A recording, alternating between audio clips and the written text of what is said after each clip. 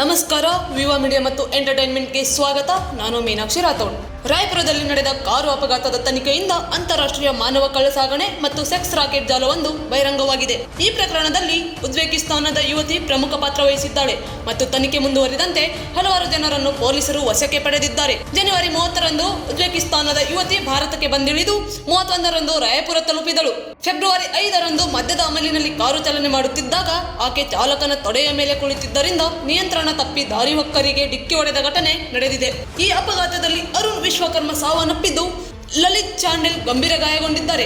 ಪ್ರಕರಣ ತೇಲಿಬಂದ್ ಪೊಲೀಸ್ ಠಾಣೆಯಲ್ಲಿ ದಾಖಲಾಗಿದ್ದು, ಪೊಲೀಸರು ಯುವತಿಯ ಹಿಂದೆ ನಡೆಯುತ್ತಿದ್ದ ಅನುಮಾನಾಸ್ಪದ ಚಟುವಟಿಕೆಗಳ ಬಗ್ಗೆ ಆಳವಾದ ತನಿಖೆ ನಡೆಸಿದರು. ಘಟನೆಯ ನಂತರ ಯುವತಿಯು ಮದ್ಯದ ಅಮಲಿನ ವಿಡಿಯೋ ವೈರಲ್ ಆಗಿದ್ದು, ಅದರಲ್ಲಿ ಆಕೆ ಭಾವ್ಯ ಸಾಚರ್ಯನೊಂದಿಗೆ ಅಸಭ್ಯವಾಗಿ ವರ್ತಿಸುತ್ತಿರುವುದು ದೃಶ್ಯವಾಯಿತು. ಈ ವಿಡಿಯೋ ಹೊರಬಂದ ಕೂಡಲೇ ಪೊಲೀಸರು ತನಿಖೆಯನ್ನು ಮತ್ತಷ್ಟು ಚುರುಕುಗೊಳಿಸಿದರು. ತನಿಖೆಯಿಂದ ರಾಯಪುರ, ದುರ್ಗಾ, ಬಿಲೈ ಮತ್ತು ಬಿಲಾಸ್ಪುರದ ಹಲವಾರು ಹೋಟೆಲ್ಗಳಲ್ಲಿ ಈ ಜಾಲ ವ್ಯಾಪಕವಾಗಿ ಹರಡಿದೆ ಎಂಬುದು ಪತ್ತೆಯಾಗಿದೆ. ವಿದೇಶಿ ಯುವತಿಯರನ್ನು ಮಾನವ ಕಳ್ಳಸಾಗಣೆ ಮೂಲಕ ಧರಿಸಿ ಈ ಅಕ್ರಮ ಚಟುವಟಿಕೆಯಲ್ಲಿ ಬಳಸಲಾಗುತ್ತಿತ್ತು ಎಂಬುದು ಬಹಿರಂಗಗೊಂಡಿದೆ. ಪೊಲೀಸರು ತೆಲಂಗಾಣ ಮತ್ತು ತ್ರಿಪುರಾದ 2 ಯುವತಿಯರನ್ನು, ಪ್ರಮುಖ ಡೀಲರ್ಗಳನ್ನು ಮತ್ತು ಲಾಜಿಸ್ಟಿಕ್ಸ್ ಬೆಂಬಲ ನೀಡುತ್ತಿದ್ದ 3 ಬಂಧಿಸಿದ್ದಾರೆ. ಇನ್ನಷ್ಟು ಆಘಾತಕಾರಿ ಬೆಳವಣಿಗೆಯಲ್ಲಿ ಪೊಲೀಸರು ರಾಯಪುರದ ಹಯಾಟ್ ಹೋಟೆಲ್ನಲ್ಲಿ ಮತ್ತೊಂದು ಹೈ ಪ್ರೊಫೈಲ್ ಸೆಕ್ಸ್ ರಾಕೆಟ್ ಪತ್ತೆ ಹಚ್ಚಿದ್ದಾರೆ. ಈ ದಾಳಿಯಲ್ಲಿ ನೇಪಾಳ, ಮುಂಬೈ, ದೆಹಲಿ, ಗುಜರಾತ್, ಹರಿಯಾಣ ಮತ್ತು ಬೆಂಗಳೂರಿನಿಂದ ಬಂದ 11 ಮಹಿಳೆಯರನ್ನು ರಕ್ಷಿಸಲಾಗಿದೆ ಮತ್ತು ಪ್ರಮುಖ ಆರೋಪಿಗಳನ್ನು ಬಂಧಿಸಲಾಗಿದೆ.